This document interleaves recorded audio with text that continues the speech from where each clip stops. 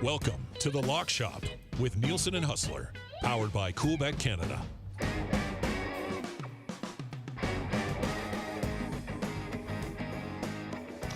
All right, what's going on, everybody? And welcome to The Lock Shop. Dusty and Jake and Pat Gregoire with you today. The one man who would certainly love to be here, but could not make it because he is in Mexico celebrating his victory, is Huss.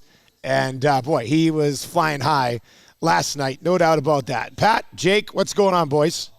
I don't think the boys can hear me. I don't think they can hear me. Might want to fire them up. We're going to get them in. We're going to recap the Super Bowl, obviously. And then we are also going to set up the NHL slate tonight. We're talking some golf as well. Boys, what's going on? How you doing today? Just a sec. Hang on one sec. Oh, there we go. I heard one of the boys. Jake, Doing Pat, good. you guys there? I'll pop in. Oh, yeah, we're good. We're good. Yeah. Pat Gregoire, what's up, buddy? Now I can hear you now loud and clear. Doing good, man. I mean, to be totally honest, yesterday's game, I think when you look at this as a Bills fan, of course, you don't want the Chiefs to win, but from a betting perspective, it was certainly a great day for me. Props went well. I know the parlays didn't go well. But again, I said it. I was not going to come on this program on Monday and say to myself, why the heck did I bet on Brock Purdy when Patrick Mahomes was staring me at the face? And I'm glad I stuck with my gut despite a lot of the back and forth going throughout the entire week. But Patrick Mahomes is inevitable. Let's just leave it at that. And you know what? On the other side, Brock Purdy actually played pretty well. Brock Purdy did Brock Purdy things. Just wasn't good enough in the end. And Patrick Mahomes, you give him the ball in some situations, he's going to certainly take advantage of it. Jake, what'd you make of the game yesterday? Yeah, I mean, in all the moments that you thought Sam Fran had a chance to put him away, and the amount of times that KC decided they needed to punt the ball or, 3 and outs, and it just felt like, Sam Fran had every opportunity to win it, but when it came down to brass tacks, like it was Mahomes taking care of business late fourth to get the game tied and taking care of business in overtime, which I'm sure we're going to get into decision making and such in terms of coin toss in overtime. Speaking of coin toss, Patty and I both lost on tails. Not great. I did have missed field goal or PAT attempt at like plus 105 that I cashed on that missed PAT, which was also another big swing in that game. Went from being a field goal game, from needing a touchdown to only being a field goal game, and allowed KC to tie it up. I don't know. I doubled down on Mahomes at the half. I think it was paying like plus 200. My only regret is not having more money down on the Chiefs. Obviously, hindsight's 2020, but I said it for 2 weeks. Like you can't bet against Pat Mahomes. He's now 3 for 4 in Super Bowl appearances. If he's hitting at a 75% clip, and you're getting him as an underdog,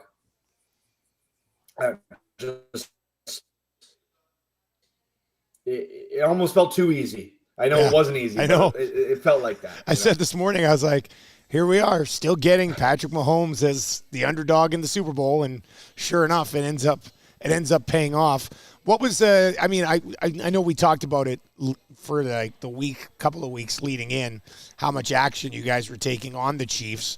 I'm sure so many people are heavily involved in props that Kelsey not scoring a touchdown was probably great for the book. I think that's probably one thing. But Patty, how did it break down when it was all said and done?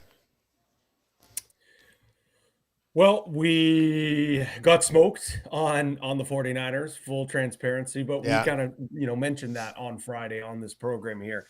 That was a tough result for the book. The under was great, especially considering that it cashed by half a point, which was awesome. I was on the under as well. I know Haas talked me into that. I was on the fence.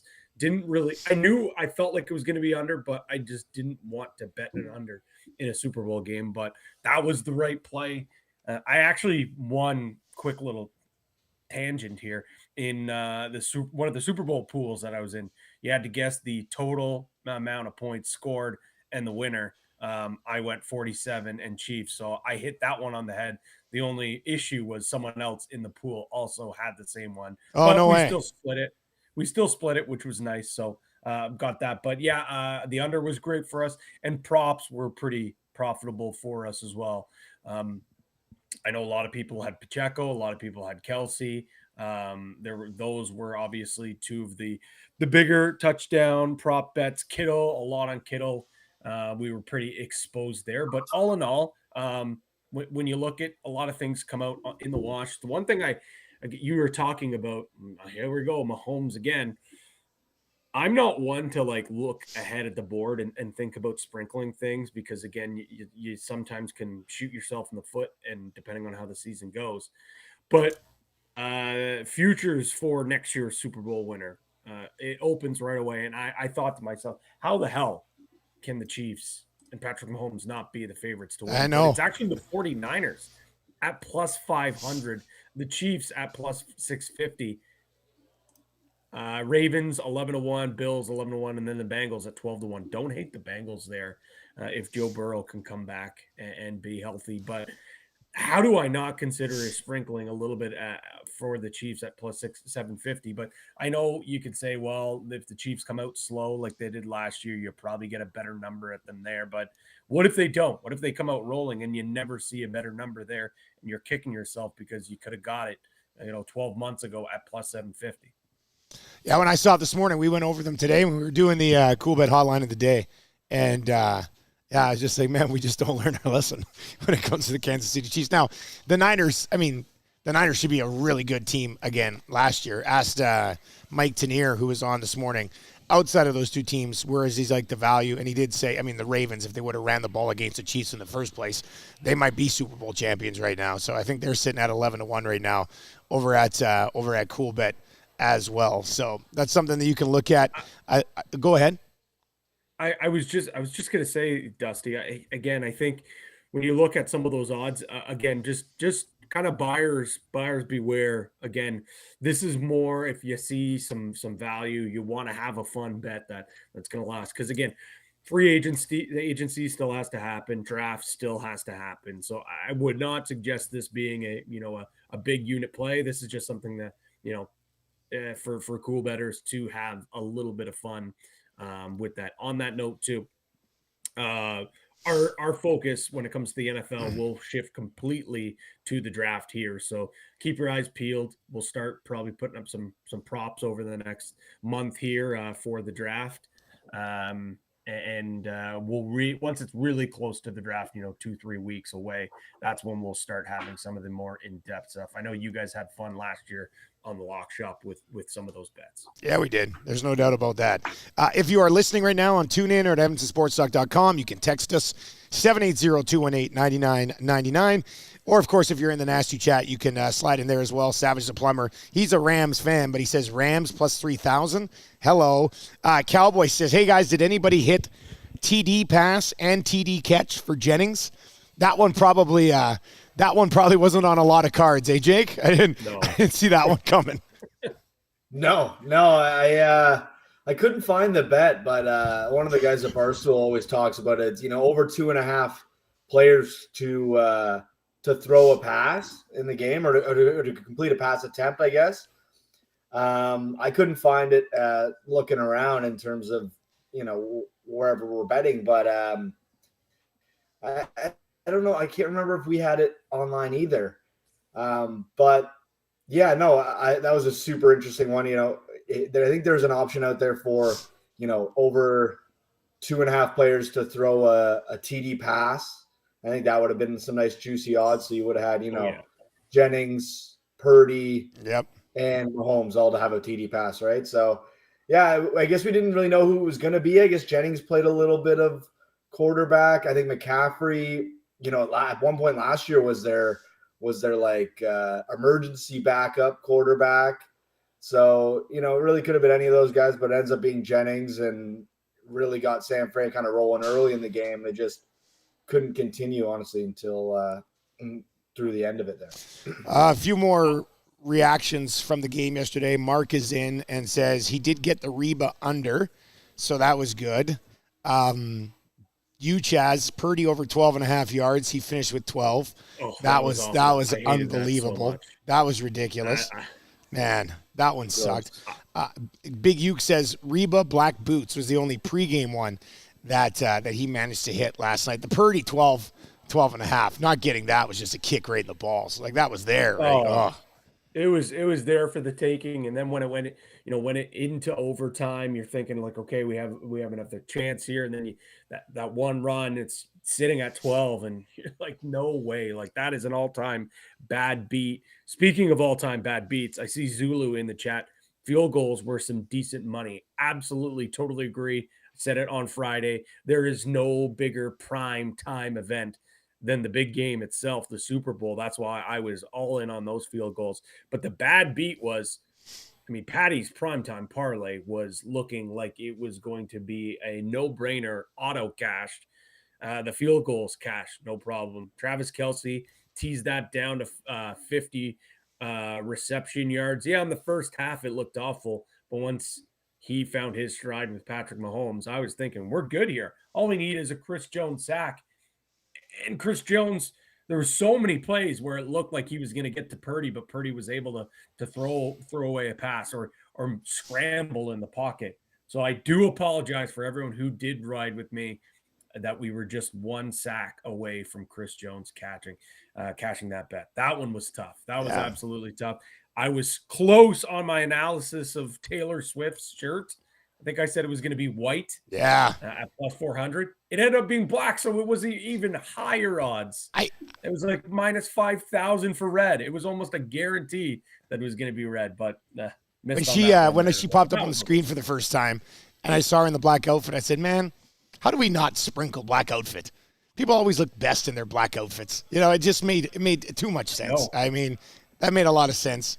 Didn't happen. But in the end, not the end of the world. But there's lots to get to from this game. And Richard makes a good point on the Nasty Chat. And like I said, if you're listening online, you can text us 780-218-9999. Where did things go wrong for the Niners? What was the difference for the Chiefs? Richard says the game came down to coaching. It's that simple. It's now public knowledge that the Niners had zero clue on the overtime rules in the playoffs. And I was reading that article today. Multiple Niners not knowing what the rules were in overtime. I find that so hard to believe going into a Super Bowl. You can't know, the way that this thing may possibly end. Jake, where do you come out on Juszczyk and Armstead being like, I have no idea. I'm not sure how that works. It's got to fall back on Shanahan, right? I mean, there's no other person to put this on. How do you not go over a scenario where you're in overtime and you win the coin toss?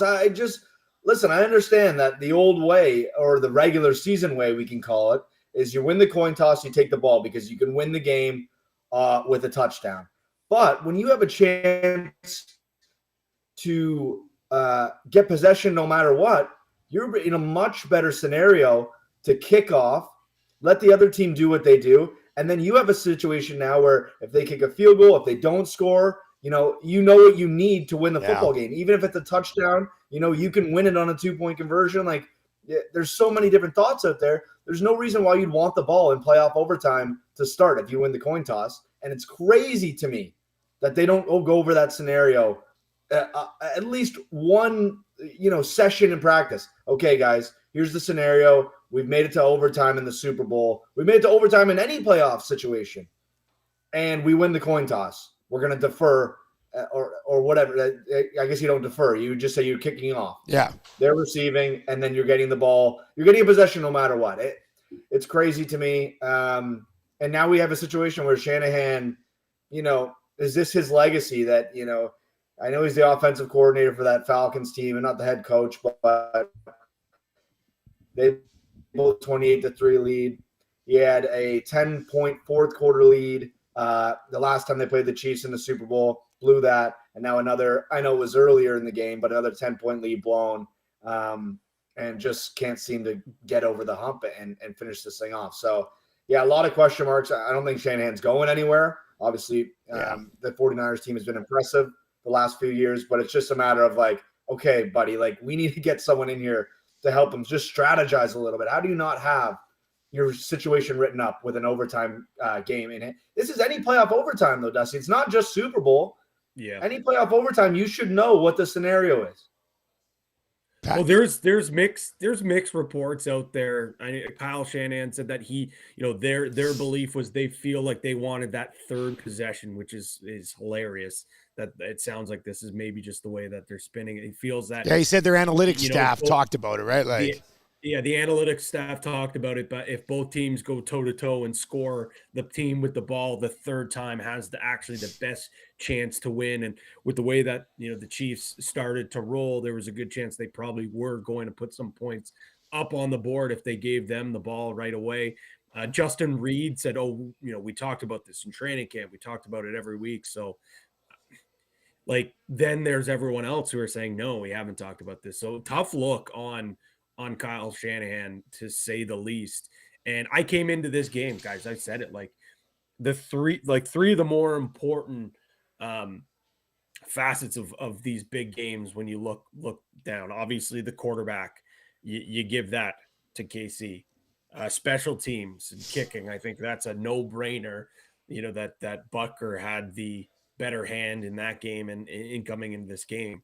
And then, of course, probably maybe something that's even more important than both of those is coaching. And Kyle Shanahan, you laid it out there, Jake, like what he's done in these big games.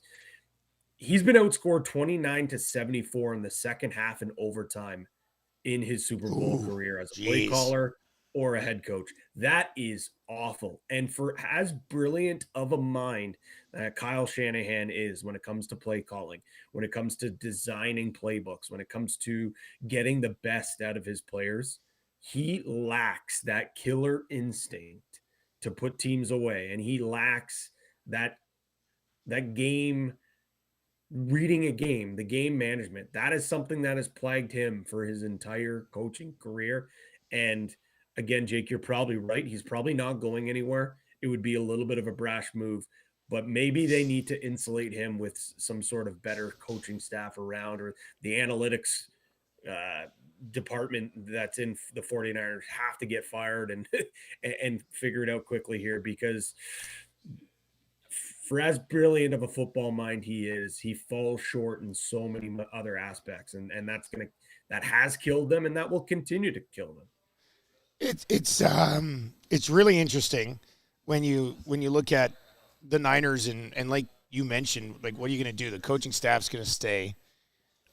Jake, I don't know really where he can improve the roster. I mean, you got all the weapons in the world. McCaffrey went off for 160 yards on 30 touches or whatever. There's really not much room for improvement. It's just a matter of finding a way to get it done in critical moments. And Patrick Mahomes is just so good at having that advantage against whoever the opposition is. Yeah, I mean, I think there's a world where the 49ers would love to just put all their players in a bubble in the regular season, find a way to get into the playoffs, and then have everyone healthy. I think that played a big factor. Debo was clearly not 100%. Hamstring went at some point and, really didn't have a huge impact in the second half. Kittle left for a brief period there, and I think there ended up being a holding on the position player that took his spot, the holding penalty on the Elijah Mitchell run. I don't know if you guys remember that one. Yeah. So just a few, and then that crazy freak injury. I forget the player's name now, but he was running onto the field there in the second quarter, just getting ready for a defensive possession, and tears his ACL or something like that. Just cannot keep everybody on the field. And I think that as much as, Brock Purdy, I thought played a really impressive game, I think that team wins with, what's around Brock. No offense to him by any means, but, like you said, McCaffrey had 160 total yards. When Debo's going, there's not many better. How strong he is, how fast he is. Ayuk, like all these guys, make this team go. And when they're not all playing, it's a little bit of a different story. So, yeah, I don't think you do a whole lot if you're the 49ers. I don't know what their free agency situation looks like, but you keep as many of those guys as you can keep, and you just hope that scenario changes for you, late in the season and in the playoffs. And you didn't even mention the defense there, Jake, too. Like, how good did the defense look all game long? Like, Patrick Mahomes until that fourth quarter, really, until that fumble, and they went deep down. Like, I kept saying to the guys that were at the same Super Bowl party, I was just like, we haven't seen the Mahomes magic yet. We did eventually see it, but a big reason was just that 49ers defense stepped up so much. It's so true, Jake. It's like, the injuries certainly were something that plagued this team and have plagued this team. Heck, if you think about it, last year, if Purdy doesn't go down late in the season, in the postseason, they probably beat the Eagles, and we're seeing this matchup for the second straight year. Again, they're way too big, too good, way too talented on both sides of the ball. Kyle Shanahan, despite his shortcomings in game management, he still knows how to call a great game, and he's going to be back. It's just, how do they get over that hump? And if it's them going up against Mahomes, I mean, I don't see how they do it. And let's not forget Andy Reid as well. Yeah. Like, not only is Patrick Mahomes putting his name into the GOAT conversation, I think we got to start putting Andy Reid's name in there as well. And Andy Reid's a guy too that kind of had the same knock against 100%. him that we see against Kyle Shanahan, right? Yeah, it's funny. Chris from Red Deer just texted us in, just as you brought that up. He goes, "I'm not a Shanahan fan, but don't forget that Andy Reid was the guy that could never win the big game at one time too, right?" So, great point. Lots of time to sort that out. Just sticking with Andy Reid. How about Travis Kelce? Last night, he was not a happy boy, but like bumping the coach and getting in the face of old Andy Reid. Jake, that's something I guess now they can look back on and they'll kind of laugh about it forever because they ended up winning that Super Bowl. But at the time, I mean, it's a meme already today, but it could have been a lot more of a meme, I think, moving forward. Oh yeah. Yeah, it must have been pretty serious because Kelce and Reid, I think, kept it pretty close to the vest even after the fact. So I don't know if it was a Trav saying, he needs to be more involved. He really, what do you have, one reception for a yard in the first half? It kind of actually, if you watch the video, it kind of knocks Andy off his feet a bit. And, Andy said he just lost his balance. It is a winning heels all type of thing, you look back on that and, both of them probably having a moment, it's the biggest game of the year. I don't think too much about it. Like, I don't think there's any sort of I don't think there's any sort of ill will towards either one of those guys, towards one another. But yeah, it's just the heat of battle, right? Like, how they talk about, like, it's like going to war. I know it's not going to war, but it's their version of going to war. And it's a long season, and, it boils over when things aren't clicking early in a game. And, maybe it's not the best visual in the moment, but they go on to win. And like I said, winning heals all. So I think they're both fine with it. We'll see if we find out any more, but I don't think we'll hear from those guys if we do. Patty, I think there's something to it with, like, when you have that winning culture, like, stuff like that can happen. And you just, because you're such a tight group, you just sort of push through it, right? You see that happen on the sideline with some other guys and other teams. It just wouldn't be viewed to or probably reacted to the same way. But the Chiefs, I mean, the success that they've had and what they've built there, I feel like, it's almost like a nothing moment because they know they're just going to power through it when it's all said and done. Yeah, I definitely think, like, the fact that, like, Andy Reid wasn't paying attention and was caught off guard, it makes it look significantly worse. But you're right. The culture obviously is built there. I mean, if they lose that game, man, that is probably what everyone is talking 100%. about. Yeah. And how he lost his cool, and he's a guy that, has never really, snapped under pressure, and that goes on. But you're right, it does. And you are probably right. But, like, you look at a guy like Tom Brady, man, that guy is MF'd every single player and personnel on the sideline in his career. And again, it's not great, but when you are that great, you can get away with those things. And like you said, it's going to be something that they're going to laugh about for years to come. The Swifties are concerned, though, man. They do not like that anger. They're worried for Taylor. Did that pop up online? Did that pop up? Is that a thing now? Oh, yes, it did. My God. Oh, yes, it did. Of course it did. But, yeah, I didn't even think about that element of it. Yeah. Oh, yeah. They're concerned. They are worried for Mother right now. That's why poor Huss is going to have to talk them all off a ledge, eh? My goodness. He is. Speaking of us, how good was that picture of him holding the tequila bottle with the Luchador Chiefs mask on? What did he say? Didn't he tell? Well, go ahead, Patty. Yeah. I was going to say, and how about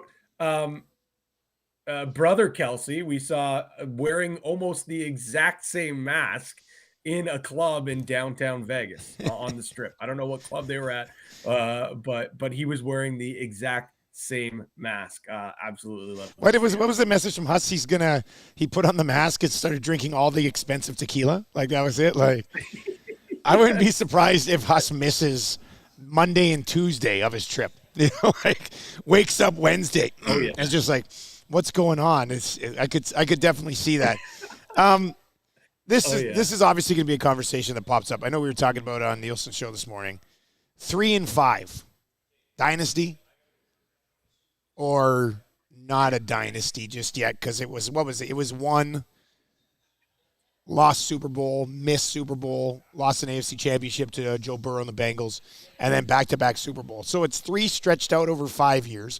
Somebody made a pretty good point. Like in modern-day NFL, we probably have to view this as a dynasty, even if it's not. Like I'd love the three-peat, right? You get the three-peat, sure, you're a dynasty. I think I can be convinced on this one, even when I initially was kind of opposed to it. Where do you guys come out on the dynasty talk? I think I'm going to let Jake talk on this one as the residence holder of a dynasty. I haven't even come close to it, so I'm probably the last person that should be talking about dynasties. I am trying to find this picture of Jason Kelsey, by the way. I'm going to put it in our group chat because I think it might be the same mask. Honestly, that probably is. But Jake, I'll let you handle this as the Patriots expert. Yeah, I mean, first time with a back-to-back Super Bowl winner since the Pats did it in the early 2000s. They've gone, I guess, to 4 of the last 5, if I have that correct. 4 of the last 5. They lost to Brady and the Bucs here. So, I mean, you go to 4 or 5 Super Bowls. It's hard, you know, obviously we I shouldn't do this to Pat, but we did see a team go to 4 Super Bowls in a row at one point and not win any of them. So maybe the winning them is, I know I shouldn't have done that. I didn't plan on it, but then it just came to my head as we were talking about it.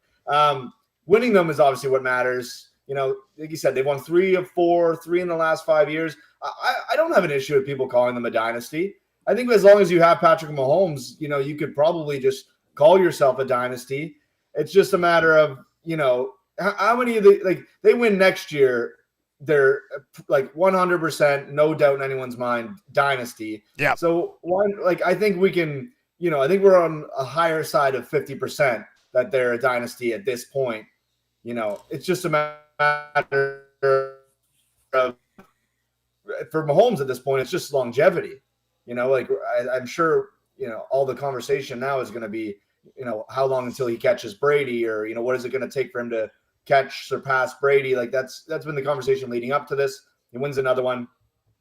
You know, it is what it is. I've gone, you know, I fought with people about Jordan, LeBron for all these years. I know you're a LeBron guy. Careful Dusty. what you say next.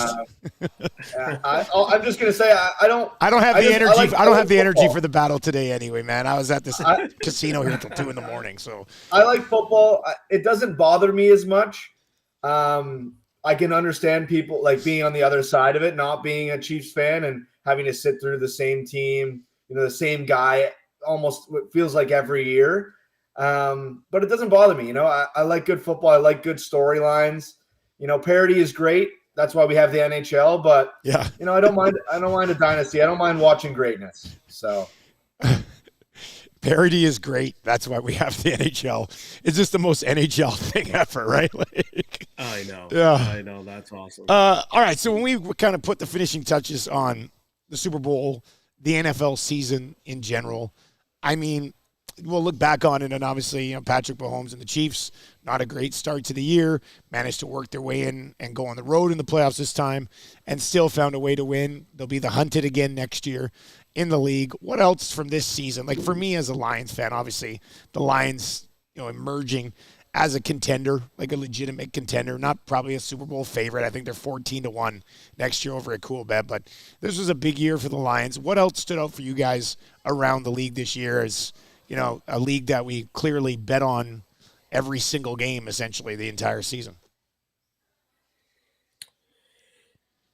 Well, the troll of me wants to bring up the fact that everyone wanted to crown the Miami Dolphins as the new kings of the East, and the Buffalo Bills prevailed and battled back. But in itself was a pretty good story. Obviously, my bias would say so. But speaking to that, like the Philadelphia Eagles going from the Super Bowl to, looking like, again, despite not really looking great, just rolling win after win after win, and then they fall off a cliff. Yeah. I thought that was super interesting. I'm just looking down the odds boards. The Houston Texans obviously was a great story. I know their season didn't end the way in a Cinderella fashion by any stretch of the imagination. The clock struck midnight, and it struck pretty quickly for them in that playoff game.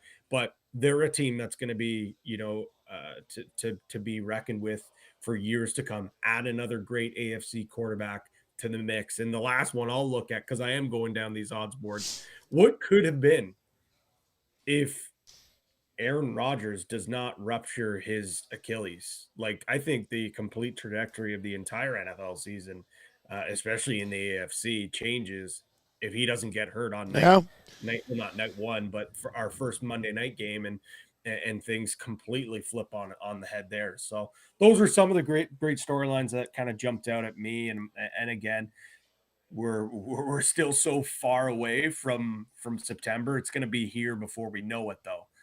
But I'm already thinking about this upcoming year and some of the great teams that are, who's going to step up, who's ready to take a decline. But until Patrick Mahomes, Andy Reid, Travis Kelce, and those guys are wearing red and yellow, I think they should be the favorites, and we should expect them to be back in the Super Bowl again. Jake, what for you, man? Anything else there? I thought Pat did a pretty good job summing up a few of the big ones. Yeah, no, Pat broke it down great. I think what I'll say is, going back to those odds that we talked about for next year's Super Bowl, I would find your favorite NFC team somewhere on that list, and, sprinkle a little bit of money on them. I think that conference is wide open. I don't trust Dallas. Obviously, Detroit, I think they are legit, Dusty, and it's just another year of experience for your guys. San Fran obviously is San Fran, but then after that, is it Green Bay? They obviously had a huge playoff win in Jerry World.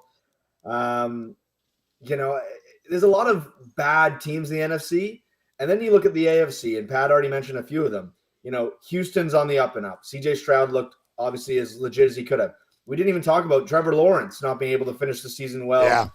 He could absolutely be back in the mix. The Chargers get Harbaugh. Like, what are they going to look like?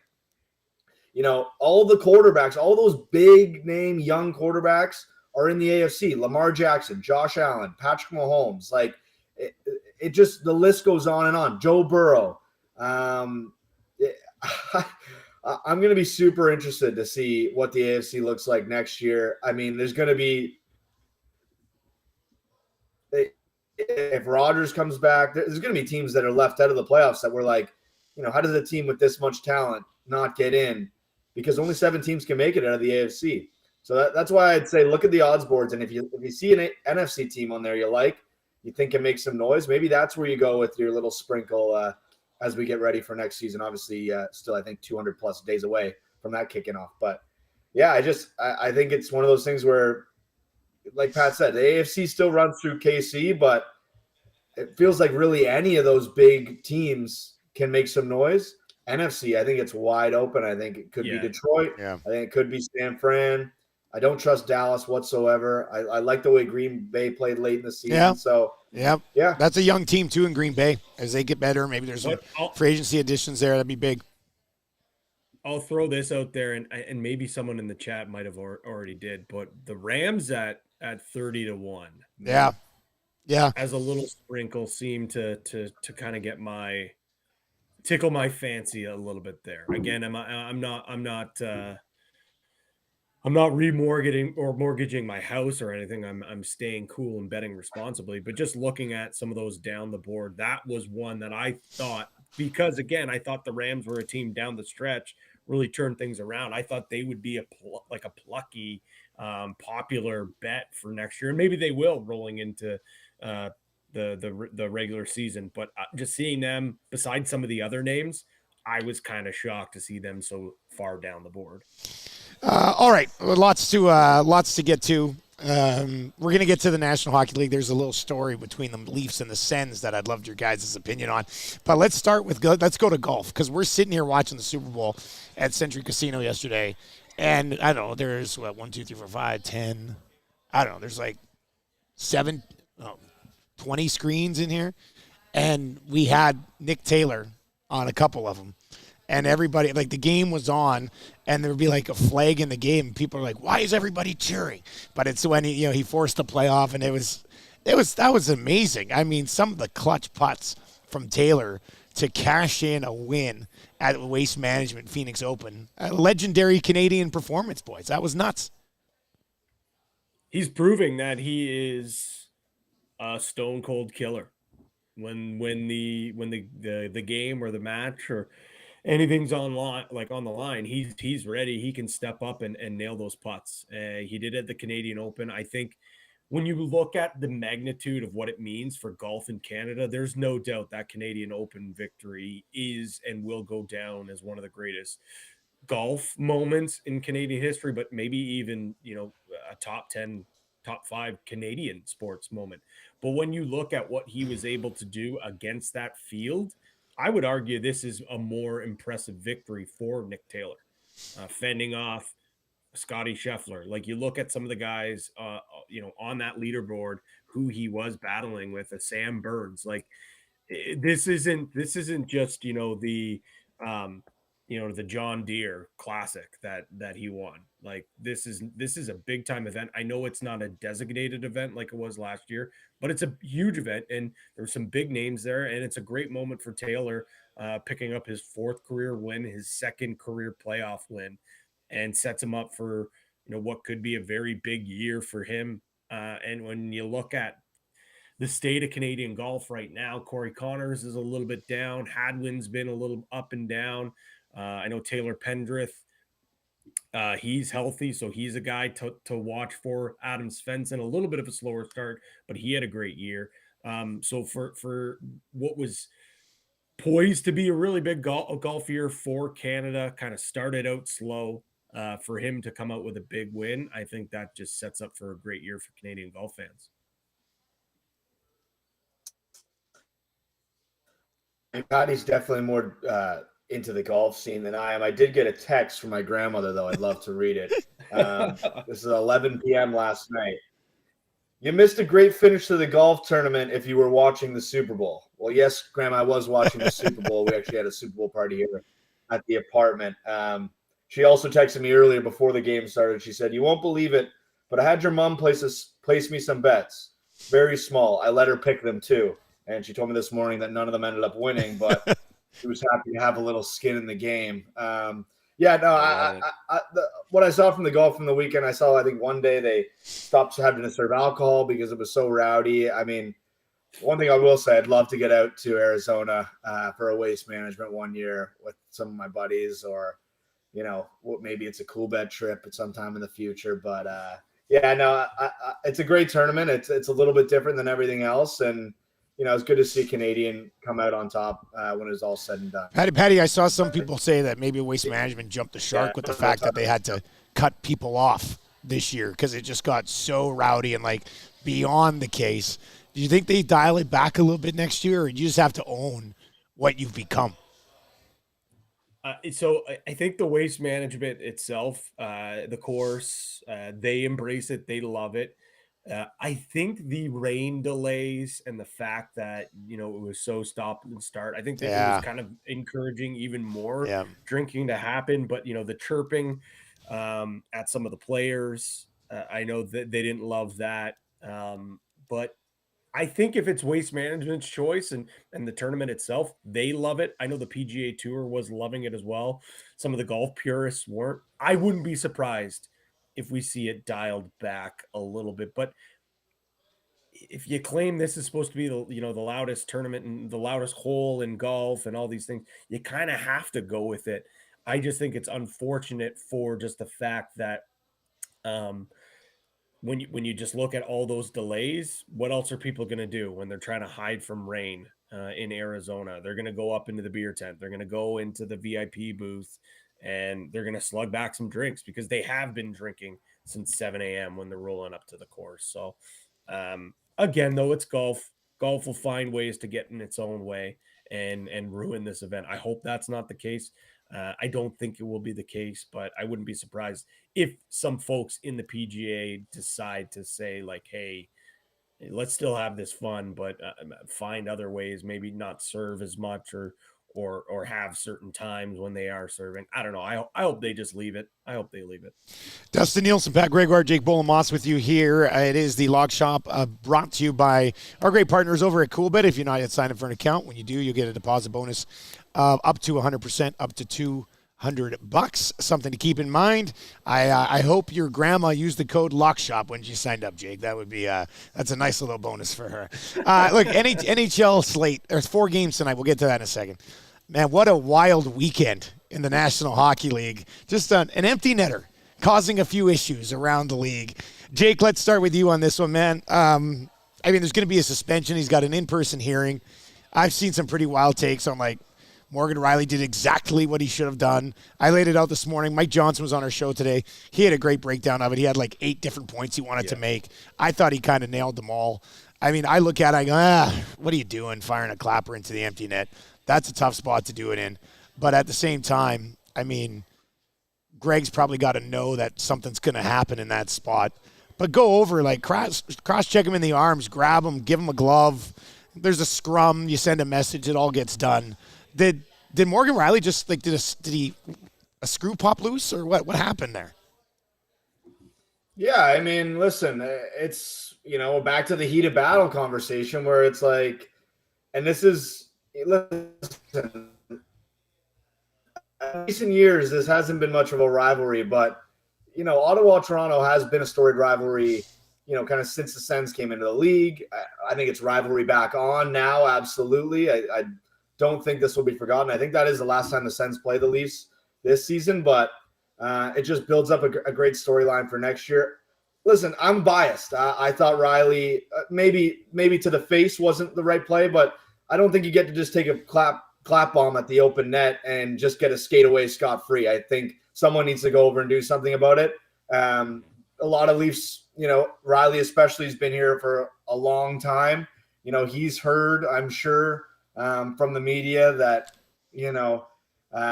maybe he needs to be one of those guys to, I don't know. It's like, take responsibility for things like this. And, maybe it's just something that boiled over. He obviously didn't like how Greg handled it, and he let him know about it. The fact that Greg's skating away thinking nothing's going to happen, it was shocking to me. You don't even put your hand up with the expectation that you're going to get hit with something, a punch or, like you said, a stick, whatever it is. But here we are. It's rivalry back on, Battle of Ontario. He's going to get at least a game, if not a couple. But I think when it comes to Leafs Nation, everyone was pretty much on the same side. Obviously, maybe outside of Leafs Nation's a different story, but I don't know. We'll hear what Patty has to say. I was totally. What do you think, Pete Greggy?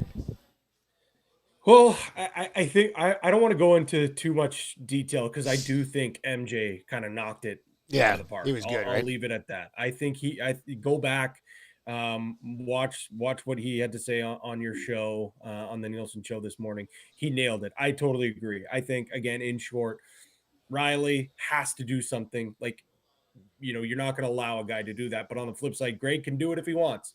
He can absolutely do it if he wants, but he has to expect some sort of pushback. What I will say, though, here is the fact that could you imagine if Morgan Riley doesn't do something there? Could you imagine if he just completely skates by? Yeah.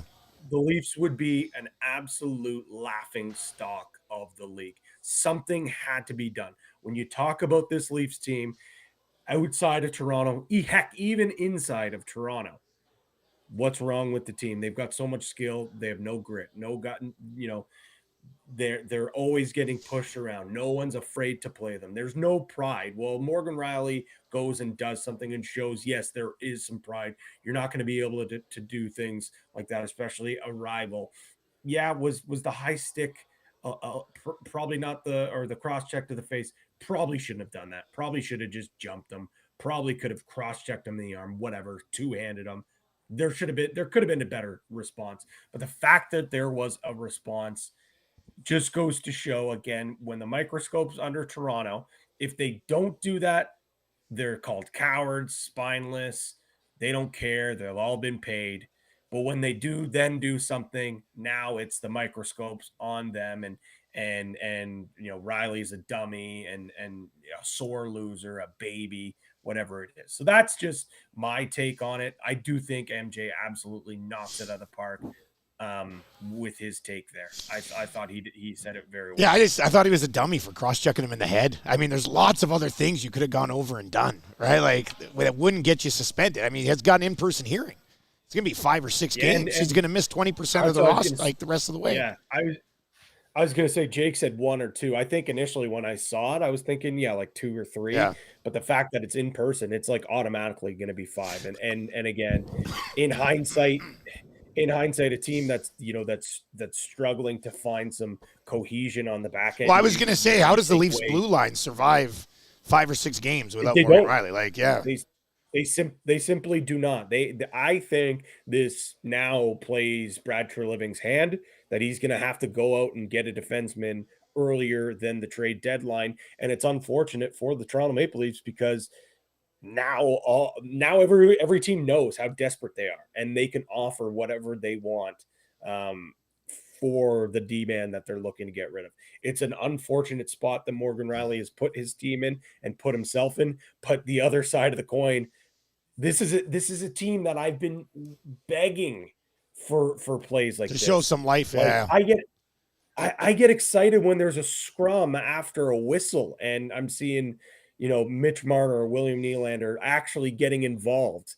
John Tavares showing a little, like, Morgan Riley's a guy that's always showed that he's got a little bit of jam to his game, but the fact that we're seeing that, like, again, and that just kind of goes to show you the state of the Toronto Maple Leaf fans' mind. But again, I agree with you, Dusty. The cross-check, it could have been handled so much better than just the cross-check the face, but I get it, heat of the moment type of thing. So Treliving's, I think he's on the phone all day long today trying to figure out how he can bring in another blue liner, because it was a dumpster fire before Morgan Riley was in it.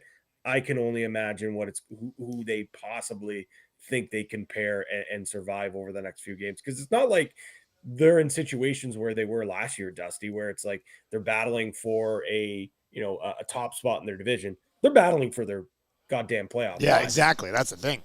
This could be a big loss for if it's 5-6 games here, obviously. NHL slate tonight, 4 games on tap. Kraken are a plus 121 moneyline dog going into New Jersey. Red hot Calgary Flames, plus 128 dogs going into New York. The Rangers minus 151 on the money line. Flyers minus 147 at home against the Coyotes. You're paying plus 125 on the money line. And then the Golden Knights at home against Minnesota, minus 139 on the money line for the Vegas Golden Knights. 4 games tonight. Jake, is there anything that you like from that NHL board this evening? I think before we get to the board, we got to announce this Hockey Hall winner, Pat, before we forget. I think we've got a few minutes left give here. it to me. We haven't announced the January Hockey Hall winner yet. And this guy, I'll say a little word here. He's been a loyal customer. He's been loyal to the Hockey Hall, to the NHL exclusives. Finally got his moment. Big winner, Big Uke. Oh. Nathan Uchaz is the winner this month. Uke. So well done, buddy. We'll be reaching out We got some swag. I think we're going to send you to a game. Congrats to Big Uke on the Hockey Hall win. I just wanted to get that out there, obviously, before we break down the slate here in the last few minutes. Big moment for Big Uke. Congrats, Big Uke. I know he's in the chat right now watching too. So that's awesome. Congratulations, Big Uke, Hockey Hall winner. Calgary Flames, boys. The Calgary Flames are red hot. They beat Ottawa 7-2. They beat Colorado 2-1. They beat Tampa 3-1, and then they got by Chicago 4-3 in overtime. A part of me thinks the clock kind of strikes midnight on this little run they're on right now because they get the New York Rangers in New York tonight. Do either of you like the Flames as a dog to make it 5 in a row? Jake, I'll let you go on this one first. Yeah, I mean, it's a tough spot to be, right? Going in MSG, having to take on the Rangers, who have been pretty steady, all season. I don't think I can sell myself on it. I'm more of a home dog guy, but when it comes to those road dogs, a lot harder to put my money there. Hey, wait, sorry, let me correct that. That was the Rangers' last 4 games. The Flames' last 4 games were wins over Chicago, Boston, New Jersey, and the Islanders on this trip.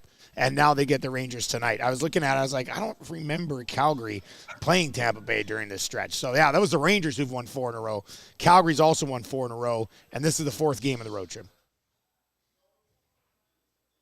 Yeah, anyway, my point still stands. Yeah. I'm still hesitant to get on Calgary, especially when you're coming in playing another hot team, like you said, that's also on a 4-game win streak. So it's not like, Rangers are sputtering and the Flames are hot. It's one of those scenarios where both teams are hot. I'd probably lean towards the home team in this one. I also don't mind Vegas minus 139 as a slight home favorite. That line, it is one of those ones that I'm sniffing out. Like, is that a little fishy that they're only minus 139 in Vegas? I guess it's off the Super Bowl. Maybe they were out partying with the team last night. Who knows? But that's another interesting one, I think, on the card. Patty, you have a thought there on that one? I like the Golden Knights in this spot. I know it's minus 146 on the money line, but I've been on this Vegas team for a little while now, like ever since that they had that little stretch where they were struggling and they weren't able to, guys were out of the lineup, but they were still finding ways to win. Now they're starting to get healthy. Aiden Hill's expected to start, and he's been money since coming back. I think they've won 2 straight games. On the flip side, the Wild have won 2 straight. They've only beat the Blackhawks and the Penguins. Blackhawks are awful, and the Penguins are pretty meh, if you ask me. Yep. I'd consider, if it's a parlay, I would go with the money line, but, a straight up bet, plus 115 in regulation. The Golden Knights, man, they just play so well, at home. So I like the Golden Knights here. I think I don't know. The Wild really don't do it for me. On that Flames game, though, quickly, I think the number would have to be a little bit juicier here too, because the thing you got to keep in mind as well, it's a long road trip. This is the last game. They didn't play last night. They played Saturday. It was a Super Bowl. They're in New York. I would not be surprised if they had the green light maybe to have a little bit of fun in the Big Apple last night. Some young guys on that team. So I'm going to stay away from it. I wouldn't be surprised if they were able to pull off the upset, but I will go with a bet in this game. Nazem Kadri to record a point, minus 135. I also like him, a little sprinkle for him to score a goal at plus 240. That's the best number I've seen by far in the market. Everywhere else is looking at like plus 200, plus 210. He hasn't scored since he scored against the Leafs on January 18th, but he's been playing really well. The offense, as you mentioned, starting to heat up. He's got four games with 4 points in 4 straight games. And I think it's even 5 in his last 7 where he's recorded a point. So give me a Naz for a point and sprinkle a goal as well. I did get on Rangers Golden Knights money line at plus 186. And I had the Golden Knights in regulation as the Coolbet hotline of the day today as well. And I guess I'll be on the Lock Shop play of the day this week as well. We'll lay that out for you. Jake, remind me. I know I'll forget after I finish Oil Stream. So fire me a text. I'll get you a Lock Shop play of the day. We'll dive into something there. Good show today, boys. Thanks for stepping in for Huss. And congratulations to our good friend, Andrew Hustler Patterson. comes in and just talks up the Chiefs all year long, even when they weren't looking that good, and it pays off in the end for the luckiest man on the planet. So it worked out pretty well there. That's going to do Oil Streams coming up here on Edmonton Sports Talk. So if you're listening on TuneIn or at edmontonsportstalk.com, you'll hear Whale and the Wolf, probably one song that we'll be sliding in, myself and Tommy Gazzola, on the Oil Stream. If you're watching on YouTube, just turn autoplay on, and I'll take you right on over to the Oil Stream when we fire that up here in just a matter of moments. Boys, we'll talk to you tomorrow, okay?